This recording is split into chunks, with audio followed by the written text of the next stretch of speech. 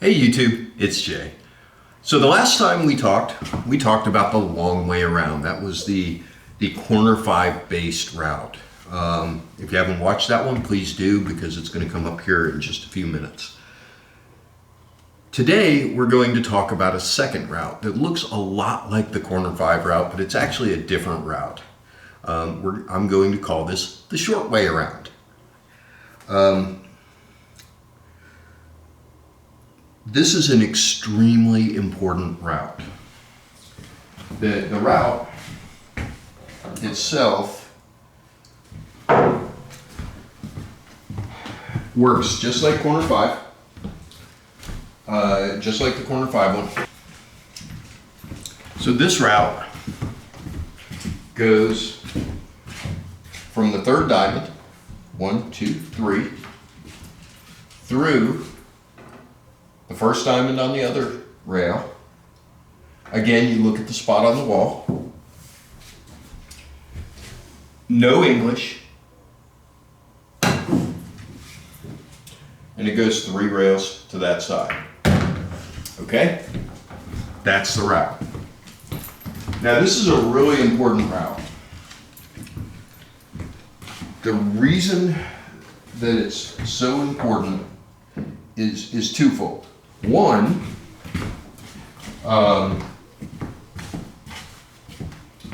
is that it's got no English on it, which means that if you're shorter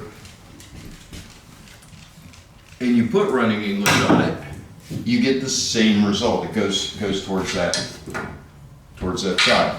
Now what we actually want to do with this route is what just happened. What we want to do is we want to use, so remember, this is no English takes it to the side pocket, okay? No English takes it to the side pocket. If you put running English on it, about a tip, it goes past the side pocket and bounces off the far rail. Now, if we do this correctly, it should bounce somewhere between 1, 2.5 and 3.5. It should bounce somewhere in here. Okay, now why is this an important route?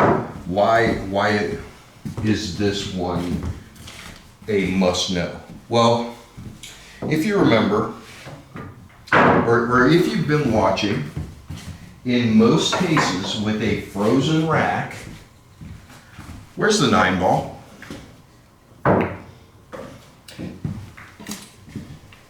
If you have a frozen rack and you hit it, where does the 9 ball end up?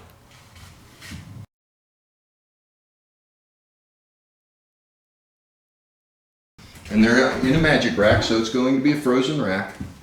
If I break those, where's that 9 ball going to be?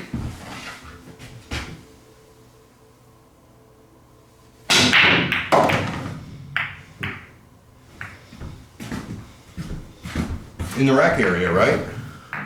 I can do that 100 times. I can do that 100 times, and more than 90 of those times, that 9 ball will be sitting in the rack area. Now we got a little bump from the 3 that moved it up. If it doesn't get bumped, it stays exactly where it is. Let's do that again, just to prove the point.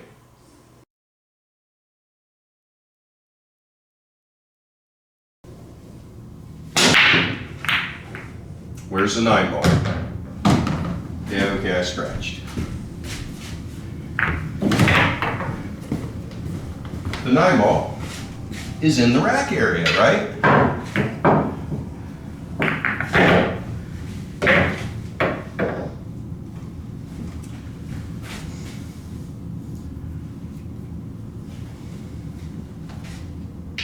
It's pretty common to have some kind of layout like this at the end of the rack. Ball up table, and you've got to travel the other end of the table to get on this 9.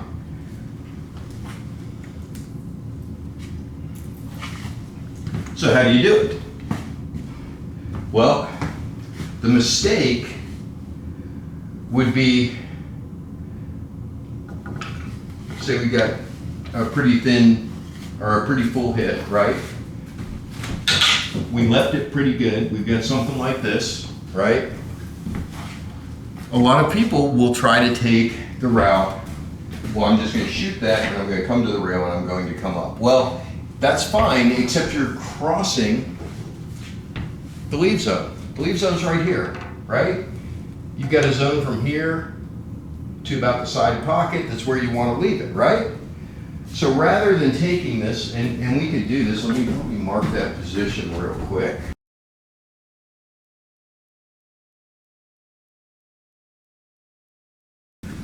A lot of people will do this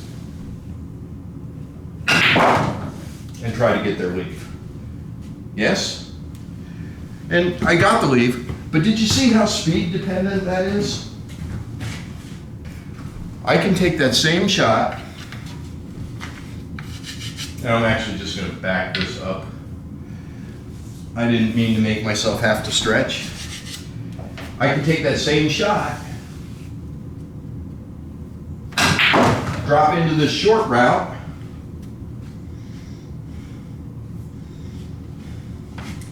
now that was just left-hand English, and I can get a straight-in shot.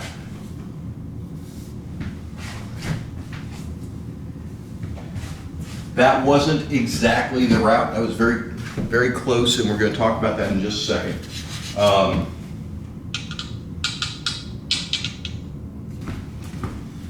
All right, so I turned this around so you can see it better. The nine's in the same place up here that it would have been here. It's inside the rack area. So now we've got the 8-ball up here, and we've got to get to the other end of the table for this 9. Well, so if we go third diamond through the first diamond with no English, that takes us into this rail at about 1.25 diamonds. And then that hits about 1/4 diamond on this rail and goes to the side, right?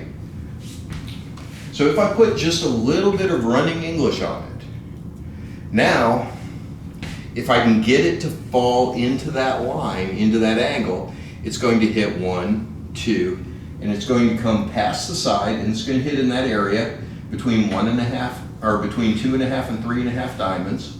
Okay, it's going to hit there, and then it's going to come this way, and now it's coming up the leave zone. So all you do on this is you hit it a little bit low to flatten out the angle, and you let it come around. And now we're coming right up the leave zone, and it's perfect. If you watch the pros in their matches, you will see them use this all the time, okay? You'll see this route all the time on those shots.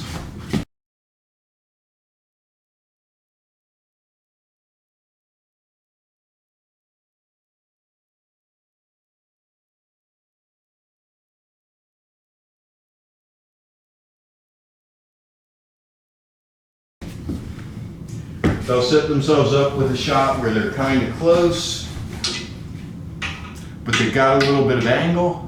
Remember, the tangent line doesn't move, so even if you're closer like this and we've got a different angle, it still works exactly the same way, just a little bit of low, and let the spin carry it around to that rail.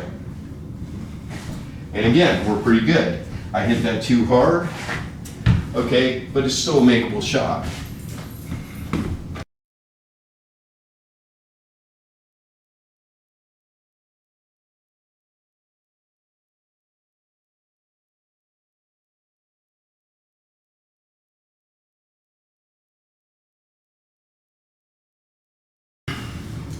So you are going to have to get the feel for this shot, okay? You can hit it too hard. It is certainly possible to hit it too hard. It is certainly possible to under-hit it and end up out here in the center of the table. You're going to have to get the feel for this shot just like every other shot. But in the main principle is we want to get it to hit over here near the corner. So I'm looking at my tangent line here. My tangent line runs like this and hits right here. I want it to hit a little further down. So that's going to be draw, right? Okay? And even if I do hit it a little slow, I'm still going to be okay. A little slow. As long as I don't stop in the center of the table, just make sure you get past the center of the table, right? And we can shoot this at all sorts of different angles. My tangent line runs almost to the corner, so I definitely don't want to draw this because that's the one risk in this lead is drawing into the corner. So we don't want to do that. We look at our tangent line and we say, boy, that tangent line's pretty close to the corner. I don't want it to go in the corner. So I'm just going to use left. I'm not going to use any bottom on this.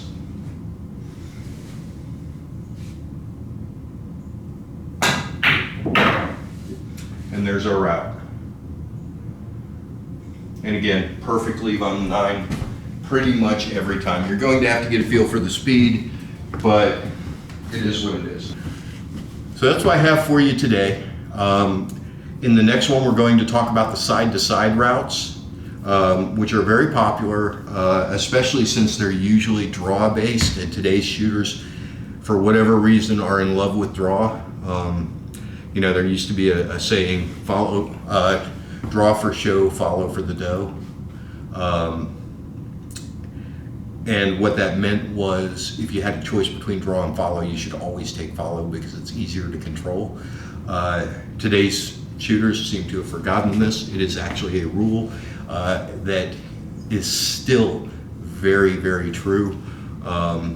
Anyhow, side-to-side routes next time. With that, I'll catch you later. Don't forget, like, subscribe, ding the notification bell. We'll catch you next time.